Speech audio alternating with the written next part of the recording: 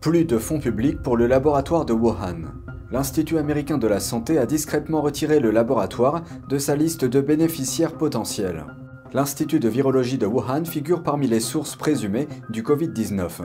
Les États-Unis ont accordé des subventions à ce laboratoire au fil des ans, finançant des études sur le coronavirus des chauves-souris. Bienvenue dans Regard sur la Chine. L'Institut de virologie de Wuhan est de nouveau sous les feux de la rampe. Le laboratoire a été l'une des sources présumées du Covid-19 et les États-Unis lui ont accordé des financements. L'Institut américain de la santé a discrètement retiré le laboratoire de sa liste d'installations de recherche étrangères pouvant prétendre à un financement. Pendant des années, le laboratoire de Wuhan a été un partenaire d'EcoHealth Alliance qui est basé à New York. EcoHealth a mené des recherches sur les coronavirus de chauve-souris en s'appuyant sur des fonds américains. Ces fonds se sont élevés à plus de 3 millions de dollars entre 2014 et 2019.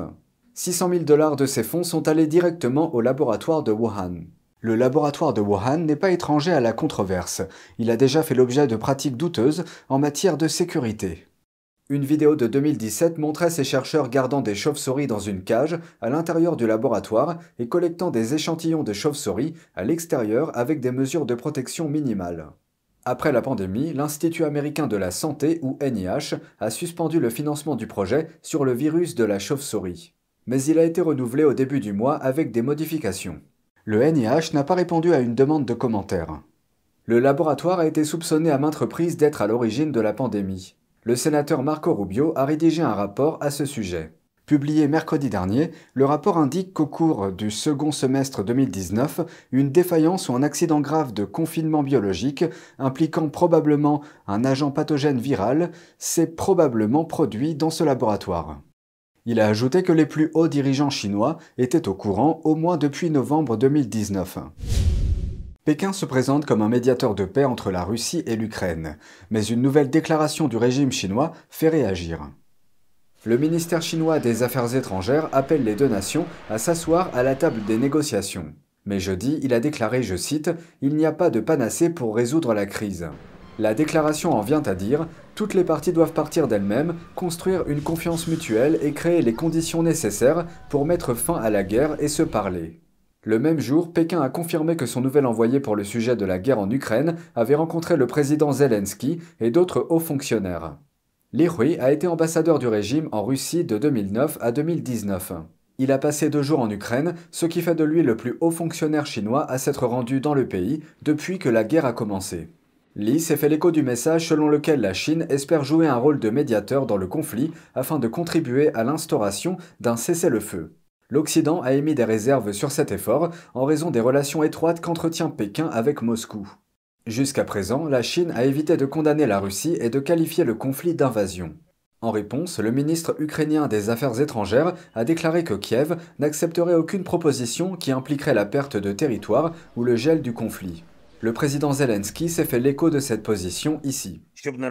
Quoi que fasse la Russie, son agression sera déjouée. Récemment, Kiev a subi en une nuit sa 9e attaque de missiles. Plus de 8 millions d'Ukrainiens ont cherché refuge dans les pays voisins depuis le début de la guerre, selon les données de l'ONU. Après l'Ukraine, Li doit se rendre en Pologne, en France, en Allemagne et en Russie. Cette visite a précédé le sommet du G7 au Japon, au cours duquel la question de la guerre en Ukraine a été abordée. Le dirigeant sud-coréen Yoon Suk-yeol et le Canadien Justin Trudeau ont confirmé qu'ils allaient améliorer leur coopération et poursuivre leurs efforts communs pour contrer les menaces nucléaires de la Corée du Nord. Trudeau s'est rendu à Séoul mardi dernier. C'est la première fois en 9 ans qu'un dirigeant canadien se rend dans ce pays.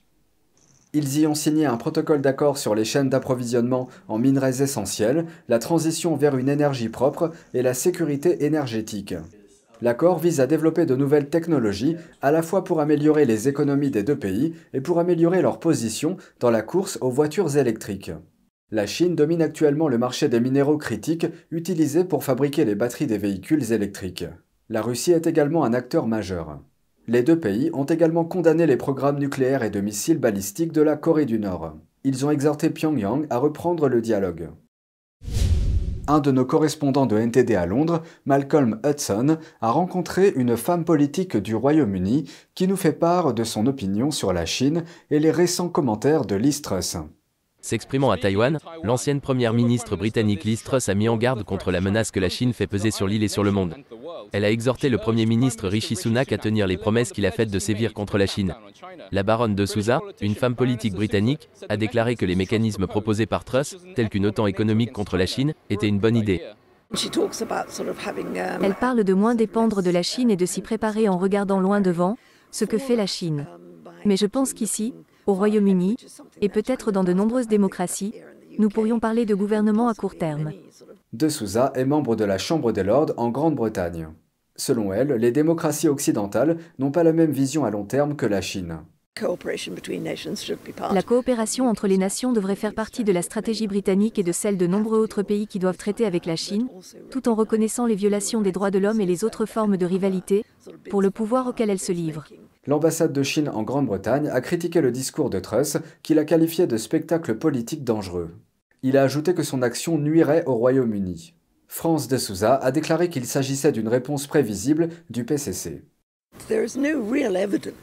Il n'existe aucune preuve réelle que ce type d'événement, qui s'élève contre la Chine, entraîne des dommages économiques dans les relations commerciales entre les deux pays.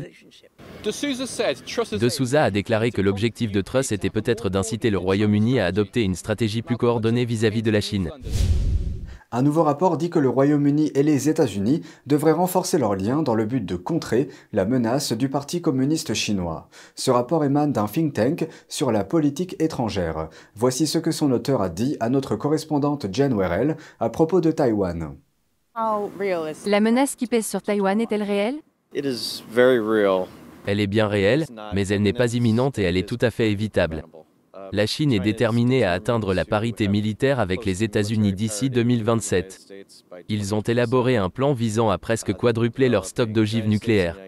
Les États-Unis et le Royaume-Uni, s'ils sont déterminés à sécuriser le détroit de Taïwan, à empêcher la Chine de perturber par la force le statu quo et Taïwan, doivent moderniser leurs armées, ce qui nécessitera une augmentation des dépenses de défense.